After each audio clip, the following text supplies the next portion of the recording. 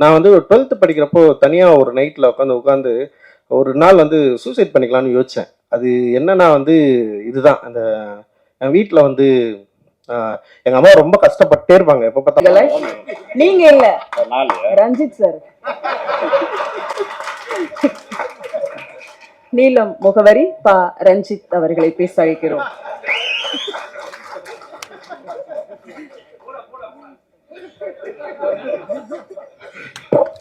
ஏன்னா இந்த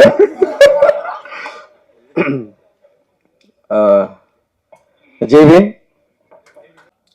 அப்புறம் நீளம்ல படம் பண்றது வந்து ரொம்ப ஈஸின்னு சில பேர் யோசிக்கலாம். இந்த மாதிரி கண்டென்ட்னா நீளம்ல பண்ணிடலாம்னு சொல்லிட்டு. ஆனா கதையை வந்து கொடுக்குறவங்களுக்கு தான் தெரியும். ஒவ்வொரு முறையும் படிச்சுட்டு கரெக்ஷன் சொல்லி டென்ஷன் ஆயிடுவானுங்க அவங்களே. சில பேர்லாம் வந்து இதுதான் ஃபைனல்னு சொல்லிட்டு சண்டை போற அளவுக்கு எல்லாம் போயிடுவானுங்க. அந்த மாதிரிதான் வந்து ஒவ்வொரு முறையும் வந்து படிச்சுட்டு இது ஒர்க் ஆகணும்னா ஒர்க் ஆகல, ஒர்க் ஆகணும்னா ஒர்க் ஆகுது. ஆனா எல்லா ஸ்கிரிப்டும் முடிஞ்ச அளவுக்கு நானே படிச்சு நானே வந்து அதுக்குள்ள ஒர்க் பண்ணுவேன். ஸோ இதுல வந்து இது வந்து ஒர்க் ஆகலன்றது வந்து செகண்டரி. பட் ஆனால் இது மூலமா நம்ம என்ன சொல்ல வரோம், நம்ம என்ன பேசுறோம் சொசைட்டிக்கு. சினிமா அப்படின்றது வந்து நான் வந்து உண்மையிலேயே வந்து ஒரு என்டர்டைன்மெண்ட் மீடியமா நான் பார்த்து உள்ள வரல. எனக்கு அப்படி ஒரு சினிமாவுக்குள்ளும் பெரிய பரிச்சயமும் இல்லை. நான் பார்த்ததெல்லாம் வந்து நான் நேசித்த திரைப்படங்கள் எல்லாமே மனித உணர்வுகளையும் இந்த சமூகத்தின் மீதும் பெரிய அக்கறை கொண்ட திரைப்படங்கள் தான் என்னை பயங்கரமா என்னை பாதிச்சுது. அந்த பாதிப்புல இருந்து தான் நான் சினிமா எடுக்க வந்தேன். ஸோ என்னோட நீளம் ப்ரொடக்ஷனும் ஸோ அது மாதிரி இருக்கணும். ஸோ என்னோட இந்த உணர்வை சரியா புரிந்து கொண்டவர்கள் என்னோட சேர்ந்து நிறைய பேர் வந்து ஒர்க் பண்ணிருக்காங்க. நிறைய பேர் வந்து இணை தயாரிப்பா வந்து சேர்ந்திருக்காங்க. அந்த வகையில வந்து நந்தகுமார் சார் தொடர்ந்து என்கிட்ட பேசிட்டே இருந்தாரு. ஸோ அப்படிதான் வந்து நான் அவர்கிட்ட வந்து ஒரு 2 தினகர் தான் வந்து டைரக்ட் பண்ண முடியானதுக்கு அப்புறம் ஒரு 2 கதை வந்து அவங்களுக்கு வந்து அனுப்பிச்சு வச்சேன். ஸோ அதுல வந்து பாட்டில் பாதா பண்ணலான்னு சொல்லிட்டு அவங்களும் முடிவு பண்ணாங்க, நானுமே முடிவு பண்ணேன். ஸோ அப்படிதான் இது எடுக்கப்பட்டது. ஸோ தினகர் மேல எனக்கு கொஞ்சம் பயம்தான் இருந்தது. ஏன்னா அவன் ஷார்ட் பிலிமை பார்த்து பயந்தவன் நான். ஜெய் மேல எனக்கு அது பயம் இல்லை. ஏன்னா ஜெய் வந்து ஒரு டாக்குமெண்ட்ரி பண்ணிருந்தா பேவர் ஆஃப் டாக்ஸ்ன்னு சொல்லிட்டு பயங்கர அட்டகாசமான ஒரு படம் அது. நான் அவன்கிட்ட வந்து நீ இப்படி ஒரு ராவா எடுறான்னா அவன் வந்து பயங்கர என்டர்டைனா வந்து ப்ளூ ஸ்டார்னு ஒன்று எடுத்துட்டான். ஏன் வந்து எப்படின்னா பயங்கர லவ் ஒரு என்டர்டைனா இருப்பான் அப்படின்னு பார்த்தா இவன் பயங்கர எமோஷனலான ஒரு படம் எடுத்து வந்திருக்கா. டோட்டல் கான்ட்ராஸ்ட் 2 பேருமே. அண்ட் வந்து அது என்ன ஃபர்ஸ்ட் டைம் வந்து நான் படம் பார்த்து முடிச்சதுன்னே வந்து பார்த்தா வெல் எக்யூப்டு ஒரு படமா அது இருந்தது. டெக்னிக்கலா சரி, ஆர்டிஸ்ட் நடிச்சது, ஸோ இதெல்லாம் ரொம்ப என்ஜாய் பண்ணேன். ஏன்னா அவனோட ஃபர்ஸ்ட் ஷார்ட் ஃபிலிம் பார்த்துட்டு பயங்கர கொடூரமா இருந்தது. அப்புறம் ஒரு டைரக்டரா எவ்வளவு கொடூரக்காரனா இருந்தான்னு அவனை பத்தி எல்லாமே சொல்லிட்டு இருந்தாங்க. நடிக்க தெரியாத ஒரு சின்ன பையனை வந்து கொடூரப்படுத்திருக்கான். அது பத்திலாம் என்ன சொன்னாங்க, இது கேட்டு சிரிச்சுட்டு இருந்தேன் நான். அந்த கதை வந்து பயமான கதை. அது ஷார்ட் பிலிம் வந்து ஓகேவான ஷார்ட் பிலிம் தான், அப்படி முடிஞ்சிருக்கும்.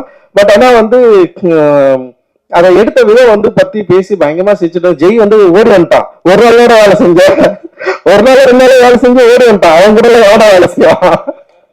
ஸோ அந்த அளவுக்கு வந்து தினகருடைய கொடுமையை வந்து நான் அதான் யோசிச்சேன். நான் சொல்லி அனுப்பிச்சேன், ஸ்பாட்ல யாரும் திட்டாதரா, ஆக்டர்களை திட்டாம வேலை வாங்கடா, கொஞ்சம் கவனமா இருடா. நான் ஸ்பாட்டுக்கே போல ஃபர்ஸ்ட் இவன் என்ன பண்றான்னு சொல்லிட்டு அப்படியே வெயிட் பண்ணிட்டு. அப்புறம் சில ஃபுட்டேஜஸ் பார்த்தோன்னே வந்து பரவாயில்லையே டைரக்டர் ஆயிடாண்டா அப்படின்ற மாதிரி வந்து எனக்குள்ள ஒரு கான்ஃபிடென்ட் வந்தது. அந்த கான்ஃபிடென்ட் அடிப்படையில சரி அப்படியே நான் வந்து விட்டேன் நான். அப்புறம் பார்த்தா ஒரு பயங்கரமா அப்படி ஒரு எமோஷனலான ஒரு படத்தை வந்து கொடுத்துட்டான். அண்ட் வந்து உண்மையிலேயே எனக்கு ரொம்ப சந்தோஷமா இருந்தது. ஸோ இந்த படம் நிச்சயமா வந்து ஆடியன்ஸை என்கேஜ் பண்ணும், அதே நேரத்தில் வந்து எமோட்டிவாகவும் அண்ட் ஒரு விழிப்புணர்வாகவும் ஆக்கும் அப்படின்றதுல வந்து எங்களுக்கு வந்து ஒரு பெரிய நம்பிக்கை இருக்கு.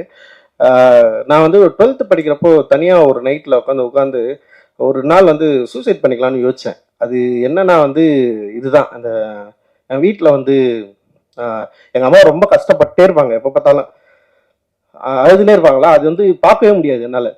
ஸோ அது வந்து திடீர்னு என்னை வந்து பயங்கர ஒரு இமோஷனல் ஆகி விட்டுச்சு. அப்புறம் வந்து அந்த மாதிரி ஒரு ஏஜுக்கு போயிட்டேன். அது யாருக்குமே தெரியாது, யார்கிட்ட நான் ஷேர் பண்ணதில்லை. எங்கள் அண்ணன் கூட இங்கே இருக்கு. ஸோ அது வந்து எவ்வளோ கொடுமையானதுன்றத வந்து நேரடியாக நின்று அனுபவிச்சவன். ஸோ இவன் வந்து ஒரு ஸ்கிரிப்ட் அப்படி எடுத்து வந்து கொடுத்தவனே நான் அதை படித்து வந்து எனக்கு பயமாக என்ஜாய் பண்ண. நான் இப்போ அவன் இதை எழுதுனா எப்படி இந்த லாங்குவேஜை பிடிச்சான், எப்படி இதை பேசுறத வந்து அவன் வந்து அந்த டயலாக்ஸை எப்படி அந்த நுவான்சஸை எப்படி வந்து பிடிச்சான். அண்ட் வந்து அதில் வந்து அஞ்சலை இருக்குதுல்ல, அஞ்சலை தான் என் அம்மா. நான் என்னுடைய ஆசையே என்னன்னா என் அம்மா வந்து கஷ்டப்பட்ட மாதிரி என் பொண்டாட்டி கஷ்டப்படக்கூடாது, என் பிள்ளைங்க கஷ்டப்படக்கூடாது. அதுதான் நான் வந்து பயங்கரமா, ஏன்னா ஊர்ல ஒரு கொண்டாட்டம், ஒரு திருவிழானா எல்லா வீடும் சந்தோஷமா இருக்கும். ஆனா எங்க அப்பா எங்களை பயங்கர சந்தோஷமா, எங்க அப்பா மாதிரி எங்களை வளர்த்தது கிடையாது, யார் வீட்டாண்ட போய் எங்களை நிக்க வச்சது கிடையாது. சாப்பாடுக்கும் சரி படிப்புக்கும் சரி பயங்கரமா பார்த்துப்பாரு. எங்களோட ட்ரெஸ் எல்லாம் வந்து எங்க அப்பா அவ்வளவு எங்களை பத்தி யோசிப்பாரு, கல்வி பத்தி எல்லாத்த பத்தி யோசிப்பாரு. ஆனா குடின்னு வரப்போ வந்து அவர் இழந்துருவாரு எங்க அப்பா. ஆனா கடைசி காலத்துல அவர் வாழணும்னு நினைச்சாரு. நான் ஒரு பொசிஷன் வந்ததுக்கு அப்புறம் நான் இன்னும் கொஞ்ச நாள் நான் உயிரோட இருக்கணும்டா அப்படின்னு ஆசைப்பட்டாரு. பட் அவருடைய லிவர் ஃபெயிலியர்ல தான் அப்பா வந்து இறந்துட்டாரு. அது ஆக்சுவலி வந்து ஒரு 6 months டைம் கொடுத்தாங்க, பார்த்தா 1 வீக்லயே வந்து இறந்துட்டாரு. ஸோ அது ரொம்ப ஒரு கவலையான ஒரு ஒரு விஷயமா எனக்கு இருந்தது. ஆனா தெரியல, நான் அந்த டைம்ல எங்க வீட்டுல வந்து ஒரு ஜிம் மாதிரி செஞ்சு வச்சிருந்தோம். இந்த இடத்துல உட்காந்து ஒரு இருட்டுல வந்து நான் தனியா உட்காந்து யோசிச்சுட்டு இருந்தேன். பட் ஆனா அதுக்கப்புறம் வந்து நான் எப்படி அதுல இருந்து மீண்டு வந்தேன்னு எனக்கு தெரியல. வெறும் அந்த நிமிஷம் மட்டும் எனக்கு ஞாபகம் இருக்கு. ஸோ அதுக்கப்புறம் நான் பொதுவாக எங்க வீட்டுல அதிகமா இல்லை. எங்க அப்பாவுடைய ஸோ இந்த மாதிரியான பிரச்சனைகள் அதிகமா ஹேண்டில் பண்ணது வந்து எங்க அம்மா, எங்க அண்ணன், என் தம்பி, இவங்க தான் வந்து பயங்கரமா அதுக்குள்ள இருந்தாங்க. நான் வந்து பொதுவாக வீட்டிலேயே இருக்க மாட்டேன், வெளியிலேயே தான் இருந்தேன் நான் படிச்சதுல இருந்து எல்லாமே. ஸோ அதனால வந்து ஓரளவுக்கு நான் தப்பிச்சு தான் இருந்தேன் நான். பட் ஆனா வந்து அந்த எமோஷனை என்னால படிக்க முடிஞ்சது. நாட் ஒன்லி என்னோட அப்பா, தினரோட அப்பா கூட சொல்லலாம். லைக் நிறைய நிறைய பேரை நாங்க அப்படி கிட்ட இருந்து பார்த்துருக்குறோம். அண்ட் வந்து இது குடி நோயின்றதை வந்து அண்டர்ஸ்டாண்ட் பண்றதுக்கே வந்து ரொம்ப நாள் ஆச்சு. குடிகாரங்களை பார்த்தா நமக்கு வந்து கோவம் வரும், ஏன் இப்படி பண்றாங்க, ஏன் இப்படி பண்றாங்கன்னா அப்படி கிடையாது. அது ஒரு நோய், ஒரு ஹேபிட்டா மாறி வந்து அவங்க வந்து அவங்கள இழந்து அவங்க எப்படி வந்து ரியாக்ட் பண்றாங்கன்றத வந்து சம்டைம்ஸ் வந்து நம்ம அதை அண்டர்ஸ்டாண்ட் பண்ணிக்கிறதுக்கே ரொம்ப டைம் எடுக்கும். ஸோ அப்படிதான். ஸோ அப்படி ஒரு படத்தை நம்ம எடுக்கிறோம், அப்படி ஒரு படத்தை வந்து நம்ம வந்து ஹேண்டில் பண்றோம், இது கரெக்டாக கொண்டு போய் சேர்க்கணும் அப்படின்ற ஒரு பயம் இருந்தது. ஆனால் இன்னைக்கு தேதியில் வந்து சின்ன படங்களை கொண்டு வந்து தியேட்டரில் சேர்க்கறது வந்து மிகப்பெரிய சவாலாக இருக்கு. அண்ட் ஓடிடிலையும் வந்து இந்த படத்தை வந்து விற்கிறதுங்களும் வந்து பயங்கர சவாலான ஒரு இடத்த நோக்கி நகர்ந்துருக்கு. அந்த தியேட்டர் ரிலீஸை வந்து உண்மையிலேயே நினச்சி பார்க்குறப்பவே வந்து ரொம்ப பயமா இருக்கு. அது இத்தனை திரைப்படங்களை தயாரித்த நீலம் ப்ரொடக்ஷன் அண்ட் வந்து ஒரு இயக்குனராக பரவலாக தெரிந்திருக்கிற என்கிட்ட இருந்து கூட ஒரு படத்தை வந்து ரொம்ப இலகுவா ஒரு படத்தை வந்து ரிலீஸ் பண்றது அப்படின்றது ஒரு பெரிய சேலஞ்சிங் வந்து கிரியேட் பண்ணிருக்கு. ஆனா வந்து இந்த சேலஞ்சோட நாங்க பயப்படல. சரி, ஓகே, இப்படி ஒரு சேலஞ்ச் இருக்கு, அதனால வந்து நம்ம வந்து ஒரு வணிக ரீதியாவோ இல்லை வந்து அப்படி ஒரு படங்கள் எடுக்கக்கூடாதுன்னு நான் சொல்ல, எனக்கு அதுக்கு எதிரானவன் கிடையாது. பட் ஆனால் வந்து அப்படி ஒரு திரைப்படங்கள் எடுக்கிறதுக்கான ஒரு வாய்ப்புகள் இருந்துமே ரொம்ப ஸ்ட்ரிக்டா சில ரூல்ஸை டிசைட் பண்ணி சில லிமிடேஷனை கிரியேட் பண்ணி இப்படி ஒரு திரைப்படங்கள் தான் எடுக்கணும், இப்படிதான் இருக்கணும், என்ன சவாலா இருந்தாலும். இப்போ என்னுடைய எல்லா திரைப்படங்களும் வந்து வெற்றி தோல்வியை மீறி ஆடியன்ஸ் இதை எப்படி அக்செப்ட் பண்றாங்க தான் நாங்கள் பார்த்துட்டே இருக்கிறோம். இதோட வெற்றியோட ரேஷியோ வந்து எப்படின்னா ஒவ்வொரு படத்துக்கும் மாறுபடும். எல்லா படங்களுமே வந்து லாபகரமான படங்களா அப்படின்னா வந்து அதில் சில கேள்விகள் இருக்கு. ஆனா எல்லா படங்களும் தோல்வி படமாலாம் இல்லை. அது எந்த வகையிலனா வணிக ரீதியா நாங்கள் வந்து லாபம் ஈட்டாமல் போயிருக்கலாம்.